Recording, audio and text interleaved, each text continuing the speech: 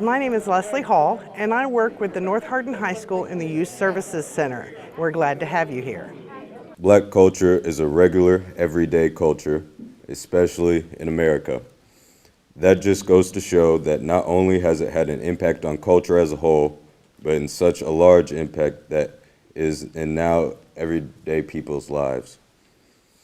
Although I'm writing about Black culture, I feel that it is very important to describe what I really mean by that phrase.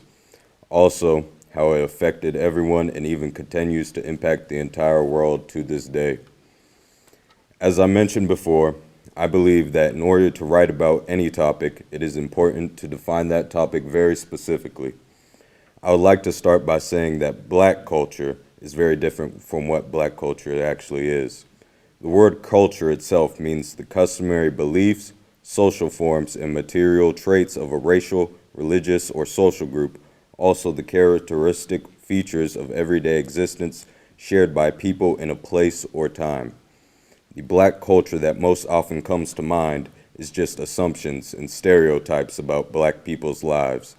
It is just a trend that others follow and companies use to sell or endorse products.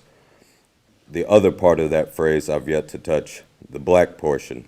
Black is referring to African Americans, not any other peoples. This also ties into things that are considered Black, or when someone says they are blacker than someone else for liking or doing something. You cannot act or be Black. That is just a stereotype conceived by the so-called Black culture. It all takes away from the real Black culture and the real Black experience. The Black History event is important to have because we want to do different things in the community.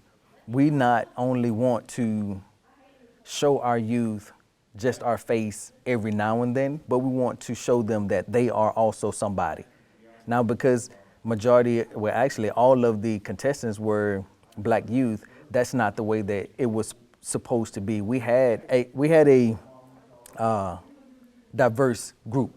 Some of the youth dropped out because of their parents had different plans. But the Black History Program contest is good to us and the school because it helps our youth to get outside of the box. Not only thinking about the normal Black history people that we hear about, or Blacks that we hear about during Black History Month, Martin Luther King, Malcolm X, Rosa Parks, Marcus Garvey, different people of that nature. But I wanted to get them to think outside of the box. My mother, who is an African-American woman, worked as a manager at a Wendy's as a senior in high school. One day she decided to help her team out and work as a server. There was this old white man who came to Wendy's and ordered the same exact thing every day and was always served by the same person, who just so happened to have the same colored skin as himself. My mother took his order and brought it to his table.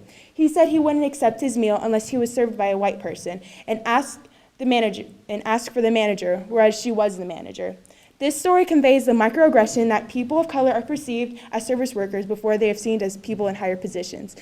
Microaggressions include questions like, are you sure you can handle that? You're smarter than I thought you were.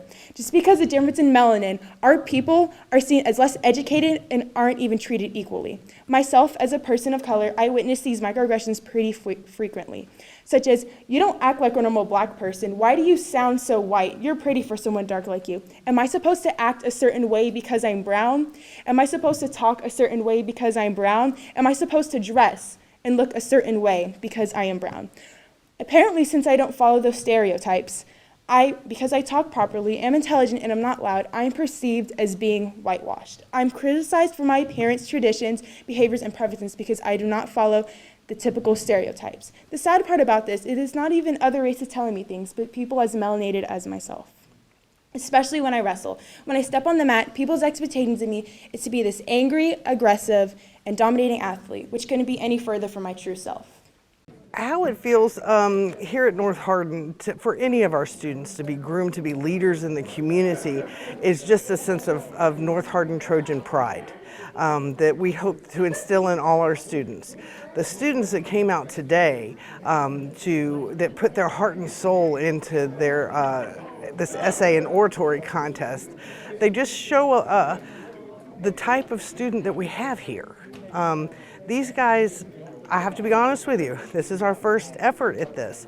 So they didn't get a whole lot of information of what we needed from them, but they came to this podium ready to go and gave it everything they have, and it was great. They did a fantastic job. Throughout history, Black Americans have had to be incredibly enduring. During slavery, African Americans worked long, grueling hours in sweltering heat.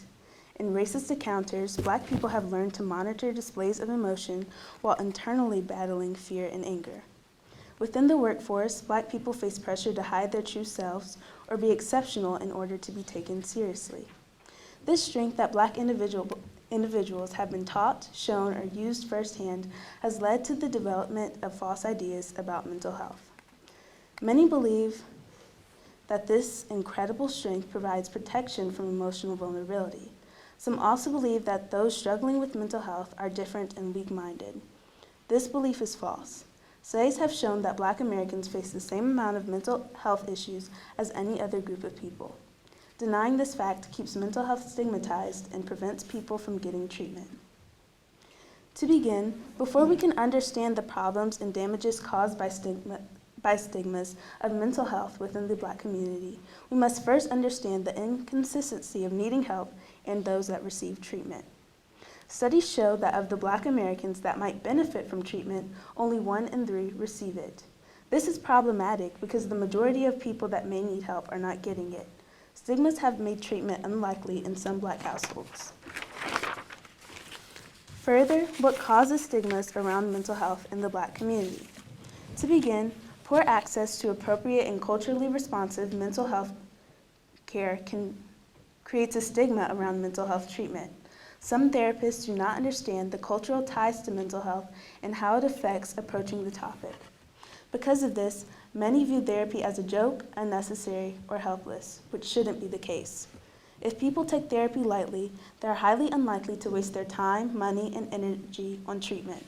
The partnership that we have, we as in Phi Beta Sigma Fraternity Incorporated, the Alpha Omega Sigma Fort Knox chapter that we have with North Hardin is almost like a brother and sister partnership. They're our adopted school. So because of they're our adopted school, there's many things that we do with North Hardin High School. We come over and we serve lunch during Thanksgiving and Christmas time. We mentor the youth here with the mentor program every third Wednesday of the month, male and females. Our sisters from Zeta Phi Beta Sorority Incorporated of the New Beta Zeta chapter, they come in with us also to mentor the young ladies. We do whatever the school needs us to do. North Hardin High School has formed a wonderful relationship with the Sigma fraternity and the Zeta sorority. And what happened today was it was stemmed off of the Sigma sorority coming and wanting to do this event for the Black History Month and have this contest, and they pretty much took it and ran with it. My position in the Youth Service Center was just a support position.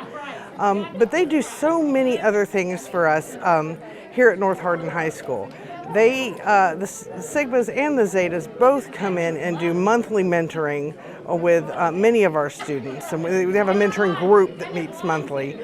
They have done everything from do our display in the front office area for Black History Month.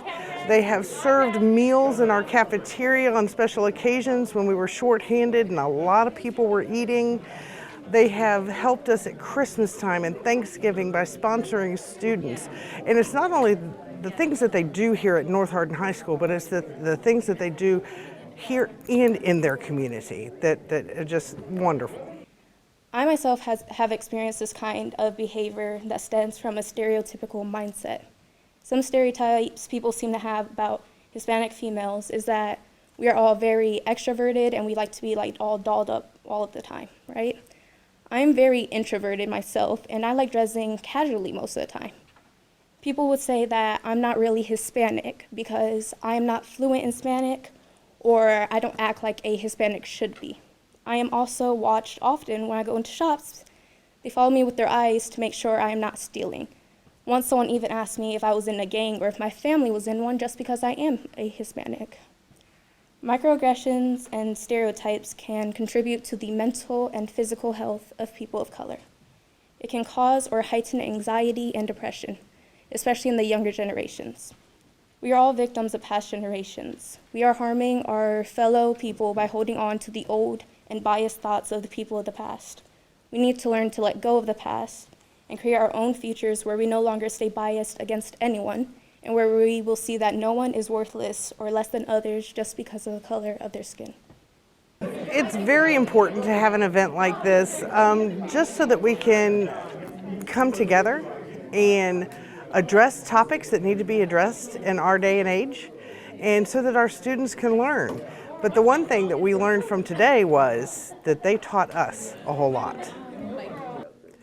To hear the young men and women talk about the experiences that they talked about today, pulling out of the questions and the categories that we gave them, it was very influential to myself. It was very influential to Mrs. Hall. It was very influential to the parents. But it was influential because the youth understand what's microaggressions, stereotypes, how Black mental health, how the history of hip hop and the Black culture is affected, and it's effective in the community. They saw this and they're being groomed to be able to help others and pull people along. I won't say drag, to pull people along so that they'll understand that we are going through this, it's gonna happen, but we have an outing to make it better. We're able to make it better. The history and impact of Black culture. When one thinks of Black culture, they may think of the stereotypical things like food or music, but Black culture is so much more than what meets the eye. Dating back to slavery to the election of our first Black president, Black history should not be taken up lightly. It should be talked about with joy, passion, and even a bit of pain. We have never had it easy, but in the words of the late Maya Angelou, we may encounter many defeats, but we must not be defeated. Everyone knows of the pain and torment that African Americans have endured, whether that be racism, segregation, police brutality, or slavery. But do we really know what more than what the school system just teaches us? Names Martin Luther King Jr., Rosa Parks, Malcolm X, and Harriet Tubman all ring a bell immediately. These educators, activists, and historians have brought our people closer to freedom, justice, and prosperity.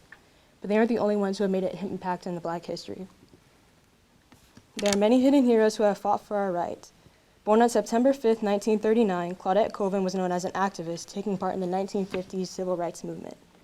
For refusing to give up her seat to a white woman on the bus, 15-year-old Claudette was arrested.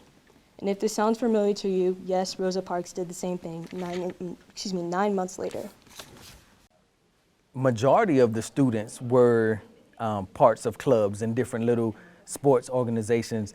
To see them being groomed to be better and to be able to give back is awesome, because it shows that they're not just spending their time, actually it shows that they're spending their time wisely. It shows that they're taking advantage of these clubs and different organizations that will help them achieve more and be more, to even feel better about themselves. You're so articulated. You need to switch up your hairstyle. It's like me wearing a baseball cap in the middle of the job. It's unprofessional. Why do you let the white girls act more Black than you? Is that your real hair? Can I touch it? Or they'll simply proceed to touch it without permission. All the quotes I stated are stereotypes of microaggression that tens of thousands of young Black children have heard from their fellow non-Black classmates, or maybe even teachers. Even some Black adults from their that have jobs and careers have experienced and heard these things from their non-Black coworkers and bosses. Black people are the blueprint, a phrase you may have or may not have heard, but essentially it means that Black people start trends and thousands of people will follow, but typically will not give credit. Examples can be things such as long acrylic nails, gold teeth, our culture hairstyles such as braids and cornrows, and etc. When I think of the phrase Black people, the blueprint, I think of the beauty and creativity that we've created. And I also think about how now what people try to copy and imitate it. There isn't necessarily a term for it, but on social media, people have termed this called modern day ministry. It's very important for our students to learn to speak out about things that are going on in their community and in their world, because they're our cliche, but they're our future. If we're wanting systemic change and we're wanting people to understand what is going on in our communities and in our country, it's going to take the youth to help us change it. People from my generation, we've been fighting the fight for a long, long time, but the fight has to continue until it's not a fight anymore. Okay? So we need our youth to stand up and say, this is what's right, this is what's wrong, this is how we're going to change things and make it better. And I think that's what the youth today that we're talking did, was they stood up and said, this is how I feel about this subject, and this is how I feel about this, and this is our history, and we want to move it forward proudly. But it's going to take our youth to continue the change. Being a Black teenager in America, I noticed my fellow African American peers going through such trauma. They aren't able to get past the emotional setback. Instead, my peers struggle to fight depression and can't get the proper help or support they need. I also see this same struggle in many adults. So I stand in front of many of you today to crack down on mental health in the Black community and its importance. Mental health includes our emotional, psychological, and social well-being. It affects how we think, feel, and act. Mental health is important at every stage of life, from childhood and adolescence through adulthood. It can affect who you are and what you will become. When an adult experiences childhood maltreatment, whether it's within the family or from society, these traumatic events have high rates of damaging a person's physical and psychological well-being. Adverse childhood experiences, also known as ACEs, are traumatic events that occur before a child reaches the age of 18. African Americans experience higher rates of ACEs of peer victimization, exposure to community violence, gangs, family members suffering from mental illnesses, and family members dying from violence and physical illnesses. This event was a great event. It was our first annual event that we plan on doing every year, every school year. I want to say thanks to Mrs. Leslie Hall at North Hardin High School, thanks to the Brothers of Phi Beta Sigma Fraternity Incorporated, the Alpha Omega Sigma Fort Knox chapter. I want to say thank you to the Sisters of Zeta Phi Beta Sorority Incorporated, of the New Beta Zeta chapter here at Fort Knox. I want to say thank you to Miss Smith, the librarian. She opened up her space to us so that we can put on this great program. Thanks to all the parents, thanks to North Hardin High School, and thanks to the Radcliffe community. As a judge, it was so hard. For those of you who didn't place, it was very difficult to judge because all of you had wonderful topics, or you followed the topics wonderfully. And I don't know about everybody here, but I mean, I think education was given. So it's so important that you guys continue spreading the education and sharing your education, because if not, how else are people going to know? So in order to make a change and to be the change, we've got to educate people. So continue doing what you're doing. Thank you so much for participating. You all did a wonderful job. And as a North Hardin graduate, I am so proud of you. So just keep doing y'all, okay? And just keep fighting the fight. It's going to be different. If someone wants to get involved with the mentorship here that we do at North Hardin High School, they can get in contact with myself or Mrs. Leslie Hall. Contacting me, you can contact me by my cell phone. It's 251-219-0564. And then they can contact Ms. Hall here at North Hardin High School. She's in the counselor's office. We're all available. I encourage people to come because the youth need us just as we needed someone growing up.